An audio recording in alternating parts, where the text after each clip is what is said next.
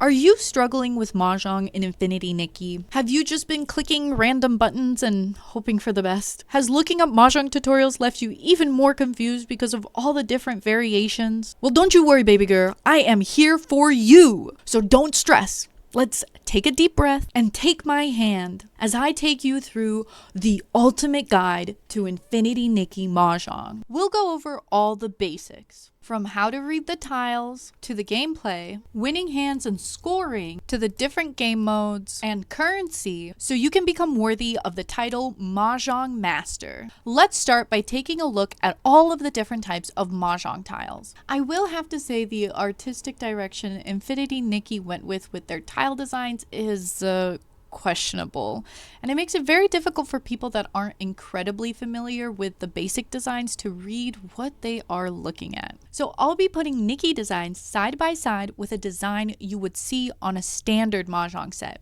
So in Infinity Nikki, there are 3 different types of numbered suits and 3 different types of specialty suits. You can think of these tiles as card suits if that helps with understanding. Let's take a look at our numbered suits first. All of them are numbered 1 through 9. We have a dot suit, which is sometimes referred to as circles or wheels. The number corresponds to the amount of dots on the tile, making it fairly easy to read. Then there's the stick suit, also called the bamboo suit. Once again, the number corresponds to the amount of sticks on the tile. A lot of people find the 8 stick a little weird, but you can count 8 sticks on it like this. 1, 2, 3, 4, and then the bottom half, 5, 6, 7, 8. And then the 1 stick tile is a bit of a show off. You might confuse it for a specialty tile, so try your best to commit to memory that this birdie here is a 1 stick. The last number suit is the character suit, aka the 10,000 suit, which has the number written directly on the tile in Chinese. So some Mahjong sets and then some online Mahjong games have the option for a little indicator on the tile to show the number. However, Nikki does not have that. I do think that is something they should add for their global audience, along with some other suggestions to make Nikki Mahjong more appealing. So watch till the end as I include some ideas of what to add to feedback surveys specifically for Mahjong. For now, you might need to memorize the Chinese characters for 1 through 9 or have a cheat sheet out. There are 4 of each number tile in a Mahjong set. So there's 4 3 dots, there's 4 5 characters, there's 4 7 sticks. You get the idea. Next, we have the specialty tiles. Let's first take a look at the honor tiles. There are 2 different types, the winds and the dragons. The wind tiles are the 4 cardinal directions: east, south, west, and north. It's once again written in Chinese with no indicator option, but unlike a standard set, in Nikki, they are colored. So we have east being green, south being red, west being yellow, and north being blue. However, that makes it a bit confusing with the dragon tiles, as we have a red dragon, green dragon, and white or black dragon. When you see how the dragons look in a standard set compared to the Nikki set, it makes it a little more clear why they have those names. But for the sake of Nikki Mahjong, you just kind of have to memorize that these 3 tiles are 3 different dragons and are not considered winds. There are 4 of each wind and 4 of each dragon in a set. So 4 easts, 4 norths, 4 red dragons, 4 green dragons. You get it. Our next specialty set are the flower tiles. You don't have to worry about these and the different types too much. You can just call all of them flowers, and in the game modes that use them, they just auto discard for you. There is only 1 of each flower tile, so the 8 you see here are the 8 that are in the set. Finally, we have the monster tiles, which are specific to Infinity Nikki. They're basically different types of Joker and wild cards. You have the wish tiles, which can be any tile in the corresponding suit. Character wish can be any character 1 through 9. The dot can be any 1 through 9. The stick can be any stick 1 through 9. And the honor wish can be any wind or dragon. This tile stays flexible till the end of the game. For example, you might treat a dot wish tile as a 3 dot, but then you draw a 3 dot tile later in the game. So now you can treat it like a different tile you need, like maybe a 5 dot tile. It's open-ended until you lock in your final hand. However, you cannot use these tiles to make any types of call actions. I'll go into more detail about that when we get to the gameplay. There is one of each type of wish tile. Next, there's the curio tile. The curio tile allows you to transform it into any number or honor tile. However, once you select it, it is locked in as that tile. There are only 4 curio tiles in a set. Finally, there's the illusion tile, which has 3 chances to transform into a random tile. You do not have to use up all 3 transformations, but once you do, it is stuck in that final transformation. Note that you can only transform it when it is your turn. To transform it, be sure to click on the golden numbers on top and not the actual tile, as clicking the actual tile will discard it. I may have accidentally discarded the illusion tile a few times myself. There are 8 illusion tiles in a set. Now that we understand the tiles we are working with, let's get into how to play with them. To win, you must build a valid hand. You are given 13 random tiles to start and win with a valid hand of 14 tiles. Side note, if you are the dealer, you will start with 14 and start the game off by discarding a tile. The goal of the game is to take turns drawing and discarding tiles to make a 14 tile hand that contains 4 melds and 1 pair. A meld is a set of 3 tiles. It can either be 3 of the same exact tile, referred to as a triplet, or a sequence of tiles of 1 suit. Some examples of a sequence can be 4 character, 5 character, 6 character, 1 dot, 2 dot, 3 dot, 6 stick, 7 stick, 8 stick, etc. You cannot make a sequence built up of various suits. For example, 5 character, 6 character, 7 stick is not valid. Thankfully, the game auto sorts the tiles by suit, so it doesn't get as confusing. You cannot use honor tiles to make a sequence. Having 1 of each dragon or 1 of each wind does not do anything. You can only make triplets or quads with honor tiles. Now you might be thinking, Awesome, quads? The math isn't working here. You said melds are a set of 3 and the final hand would be more than 14. Don't worry about it. A quad is basically treated as a triplet, so don't think too much about it. And then finally, pair is simply a pair of the same 2 exact tiles. You need a pair to have a valid hand. Not a triplet, not a quad, a pair in every single type of hand for it to be valid. When it is your turn, you can choose to replace a tile in your hand with the tile that you drew, then discarding the unwanted tile from your hand. Otherwise, the tile you drew must be discarded. Basically, if a tile is added to the hand, another must be discarded so that the hand size stays at 13. Turns go around in a circle counterclockwise until somebody wins or only 14 tiles remain. Those 14 tiles are part of a dead wall. Basically, 14 tiles that are put aside and never in play for the entire round to make the game more random. However, it is possible to draw from the dead wall under special circumstances, which I will get into. Typically, you will draw from the wall, which you can think of as a deck. It's not pictured on your screen when you're playing, but if you were to play in real life, it would look something like this on the table in front of you. And this is where you're drawing from. However, occasionally you may be given the option to draw from an opponent's discard pile through a call or a claim action. There are 3 different types of call actions: chow, pong, and kong. A chow is a call made to complete a sequence meld. For example, if you have a 3 dot and a 5 dot and your opponent discards a 4 dot, you can take that discard through a chow. In my situation here, I was given multiple chow options, which can happen. But to keep it simple, here I have a 6 dot and an 8 dot, and my opponent discarded a 7 dot, which I want. And so I will call a chow to be able to take that tile and add it into my hand. To ensure you are not cheating, you must reveal that you do in fact have that 6 dot and 8 dot to complete that sequence. And so you are forced to open up a portion of your hand so that everybody at the table can see it. It also locks those tiles into that sequence, so you cannot take them back into your hand and mix them around. They are stuck in this sequence for the rest of the game. It is important to know that you can only call a chow on the person to your left, the player that went right before you. You cannot call a chow on anybody else. Since you still technically drew and added a new tile to your hand through a chow, you must end your turn by discarding a tile. Next, we have a pung.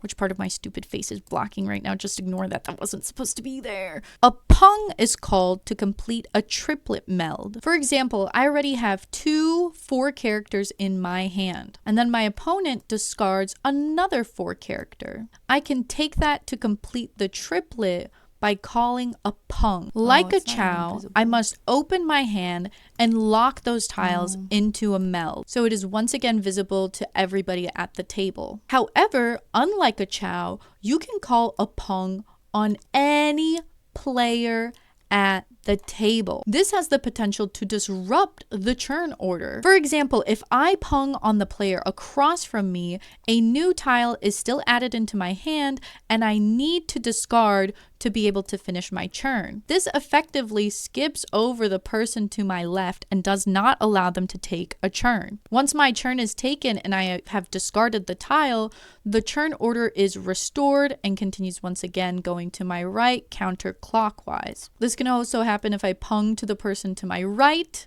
It becomes my turn and skips both of these people's turns. Sometimes this can get a little funny where, let's say for example, this player discards a tile that I want, so I pung that. But then I discard a tile that they want, so they pung that.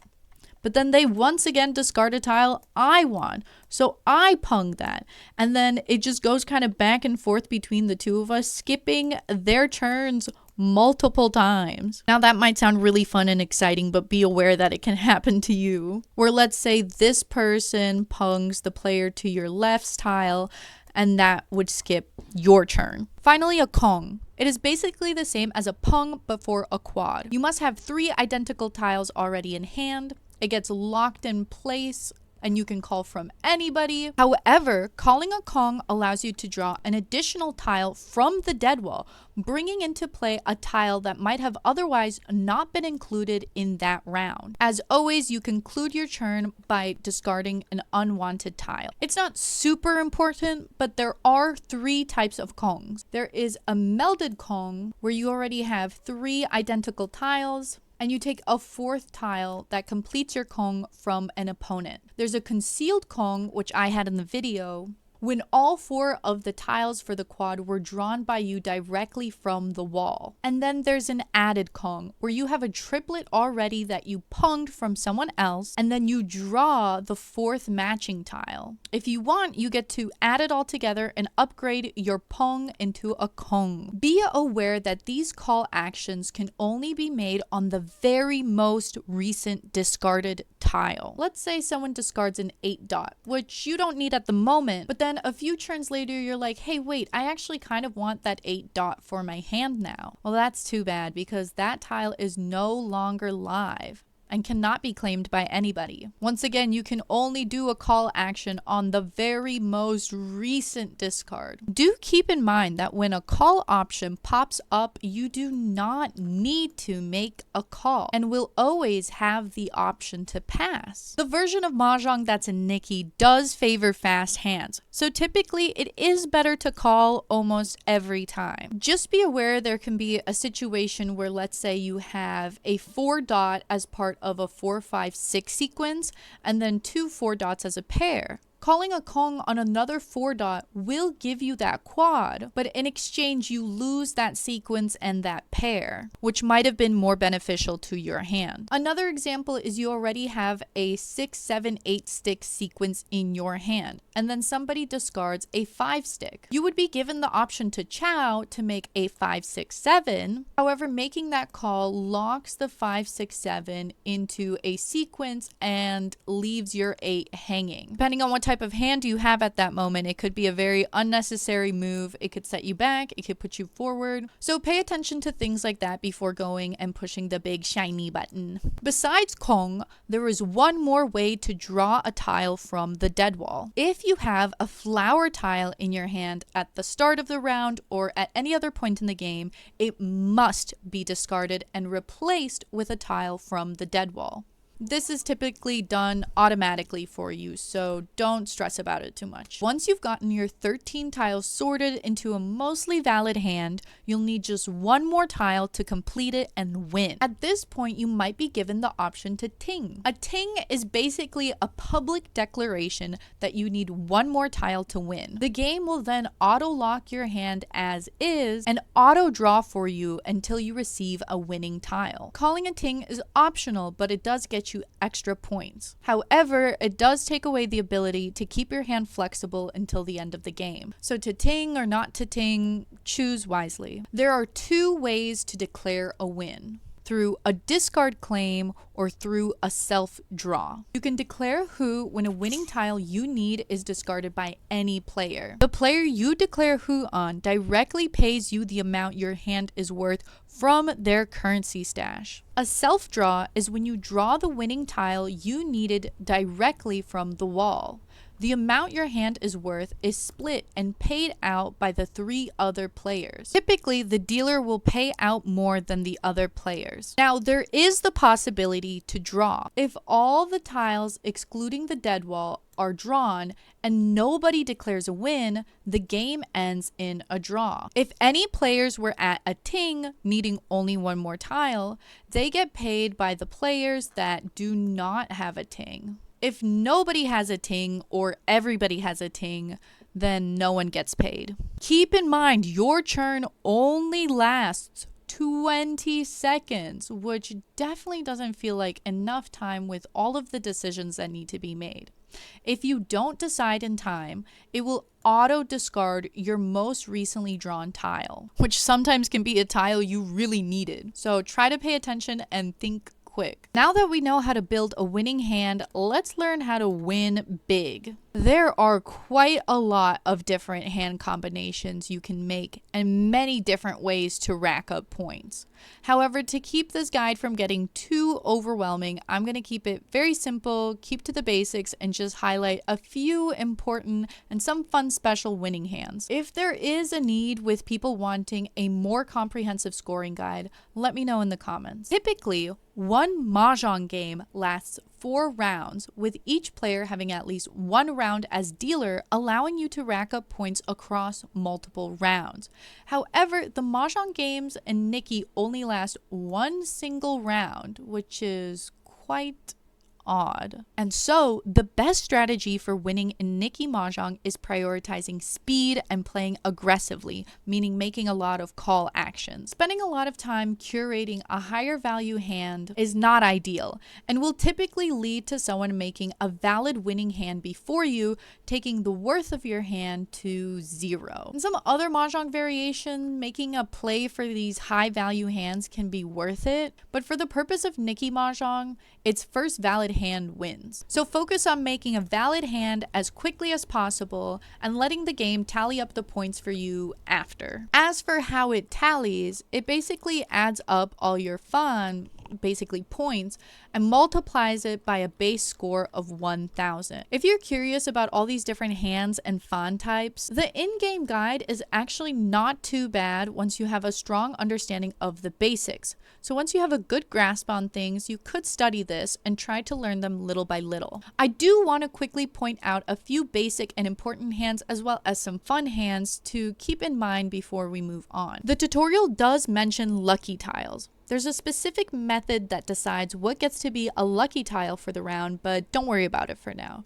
Just know that if you have a golden highlighted lucky tile, you can get +1 fawn for each one in your hand. You can also get +1 fawn for each flower tile that you discard. Calling a Kong gets you bonus points depending on the type of Kong and how many Kongs you have. Declaring a Ting also gets you +1 fawn. There's a no terminal tiles, also known as a simple hand, where you only have numbered tiles 2 through 8. No 1 tiles, no 9 tiles, and no honor tiles. That gets you +2 fawn. Tile hog just cracks me up. It's basically when you have all 4 of that specific suit tile, but you're not using it to make a Kong. In this example here, they have 3 2 characters making a triplet and then another 2 character as part of a sequence. Another example here where you have the 1 sticks making a triplet and then a 1 stick as part of a sequence. So you're taking all the possible tiles of that suit, but you're not using it to make a Kong. So you're just hogging the tiles, man. What the hell?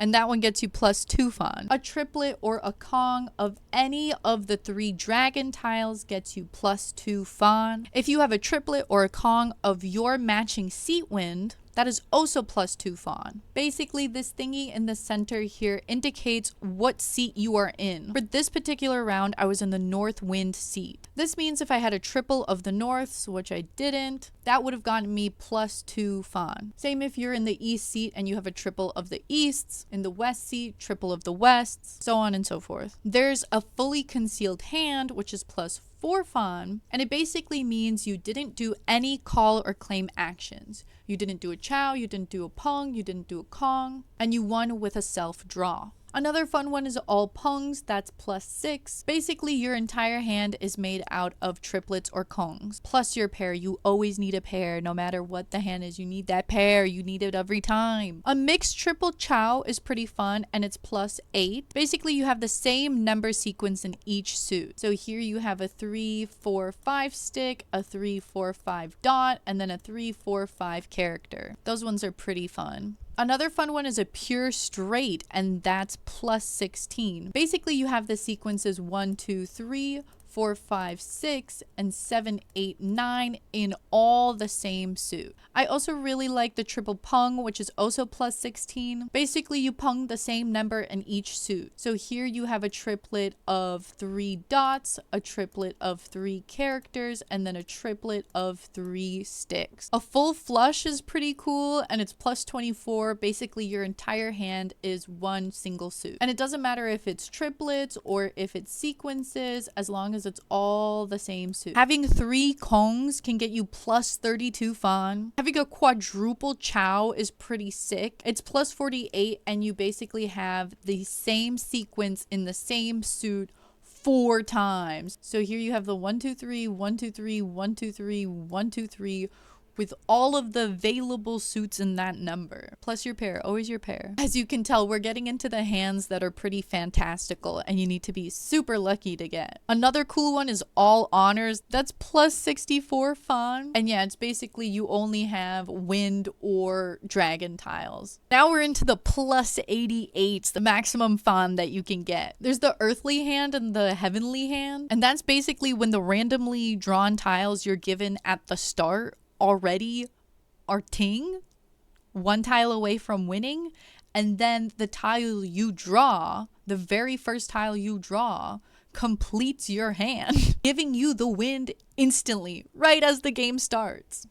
The earthly hand is similar, where a non-dealer draws their first tile either from a discard or from the wall, and that first tile they draw is the tile they needed to complete their hand, and they complete their hand within their first turn of the game, and those you need to be crazy lucky for. Some other good pretty hands, the big 4 wins, where you have a triplet of every win suit. So here you have 3 east, 3 south, 3 west, 3 north, getting you +88 fawn. Another good one is getting the 3 big dragons, where you have 3 of the red dragon, 3 of the green dragon, 3 of the white dragon, plus whatever else. And then finally, I want to mention the most ridiculous hand in Mahjong, the infamous 13 orphans. I don't know why they called it that. I mean, I kind of get why, but it's also like, man.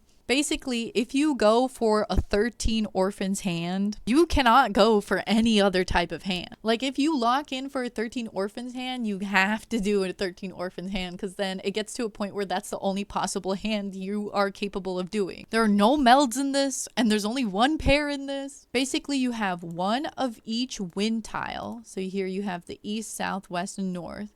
You have at least one of each dragon tile. And then you have the 1 and 9 from all 3 numbered suits. And then you still need a pair, so you just need one more tile that matches with anything else here. In this case, they have another white dragon, but you could also have a 1 character or a 9 stick or 2 wests or something. Yeah, but that one's a really funny one.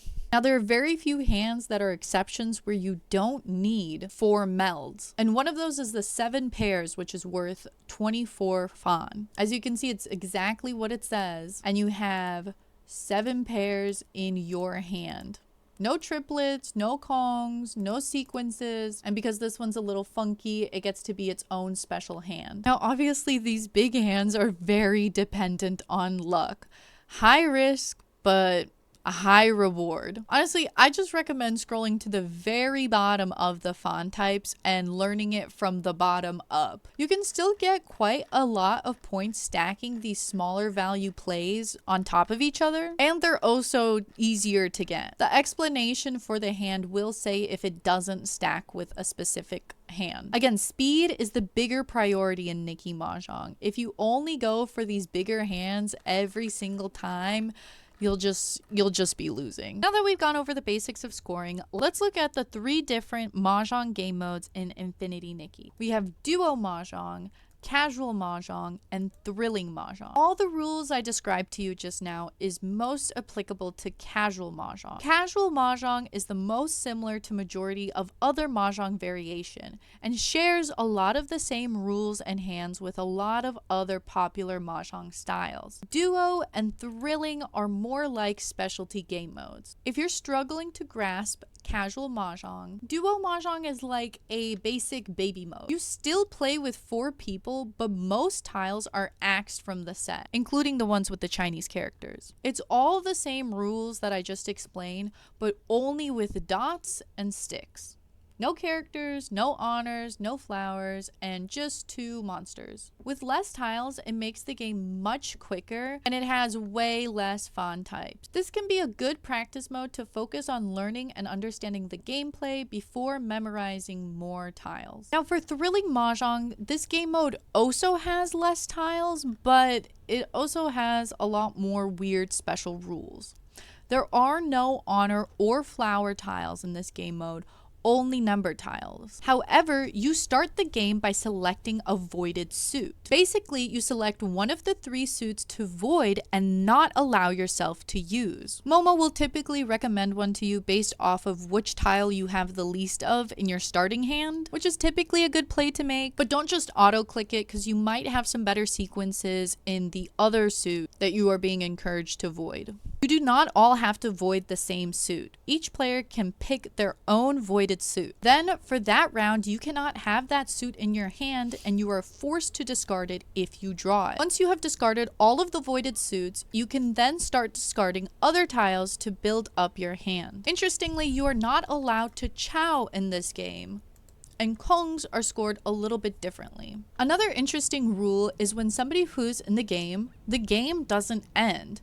It will keep on going until 3 players have hooed, leaving only 1 loser. That is, if the wall isn't exhausted before that point. I wouldn't say this game mode is that much more difficult or much easier than Casual Mahjong, it's just kind of a different game. Now, if you're still feeling a little lost, there is Momo here to help you whether you want it or not. Once you start to run low on time, he may offer some discard suggestions, with the gold paw being your best move based on your current hand and the blue paw being an alright move. If you're completely lost, Momo's suggestions are decent. However, it is based on your current hand. If you're planning to make a lot of changes to aim for something of higher value, Think for yourself and don't follow blindly because he's helping you get the quickest hand, not necessarily the best or the biggest hand. Another useful thing is the foo preview. When you are ting or one tile away from winning, you can preview what winning tiles are potentially left in play.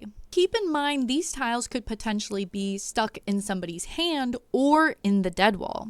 This preview is telling me that there's 2 9 characters left and 1 7 character left. But then that 7 character might be part of a meld in someone's hand, and then 1 9 character might be in the dead wall. So maybe there's only actually 1 possible 9 character that I can claim to win. Just keep that in mind when you're trying to calculate your winning probabilities. Finally, let's talk about the currency real quick. There are 2 currencies you need to keep in mind in Nikki Mahjong. You have Fortune Jade, which is basically the Mahjong currency. It's what you pay out when you lose and what you gain when you win. Your Fortune Jade winnings are calculated by the foo times 1000. You need at least 1000 Fortune Jade to be able to play Nikki Mahjong. If you need to make a currency exchange at any point, you can come to this NPC right by the Mahjong parlor. And then you can either exchange your Fortune Jade for Wanshang coins or exchange your Wanshang coins for Fortune Jade. Exchange rate is 12 Fortune Jade for 1 Wanshang coin, or 1 Wanshang coin for 10 Fortune Jade. While Nikki Mahjong is not too bad, I feel like there's a lot that can be added to make this minigame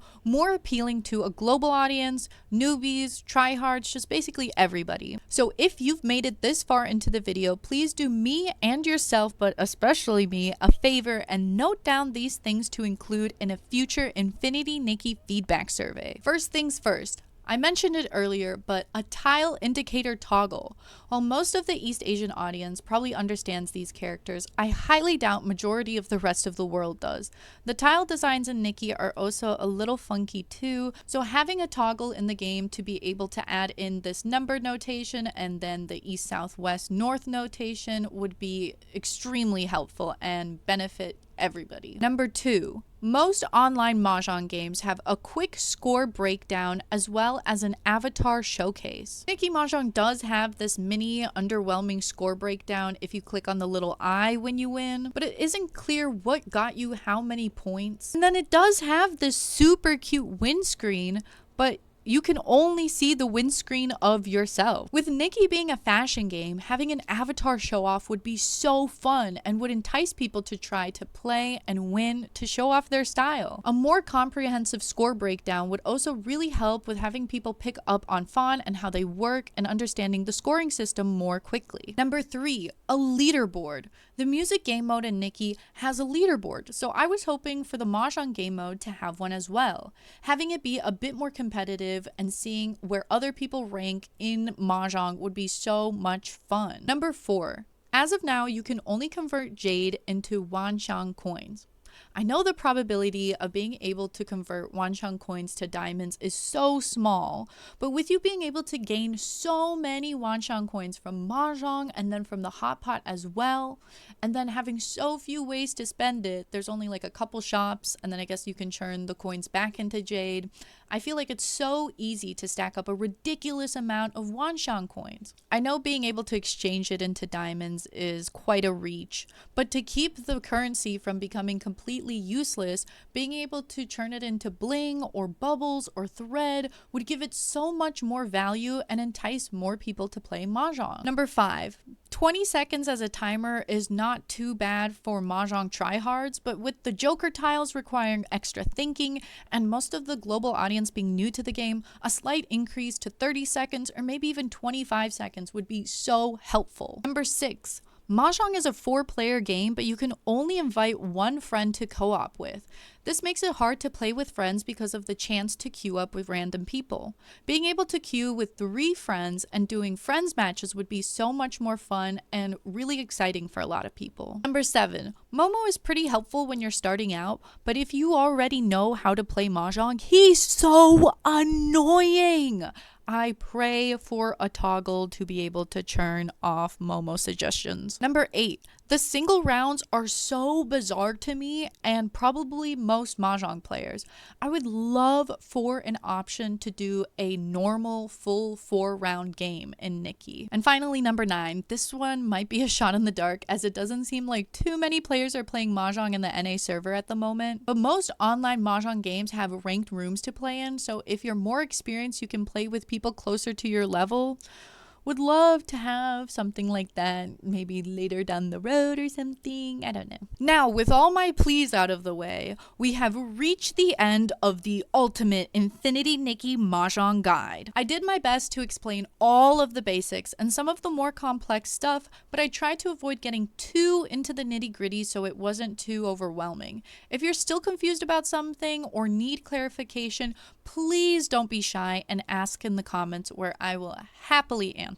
Mahjong is a game I deeply enjoy and want to share the love for this game with the rest of the global Nikki community. I hope to catch y'all in the Mahjong parlor sometime soon. Y'all better come or I'm gonna be so sad. Anyway, thanks for watching and I hope you have an awesome day.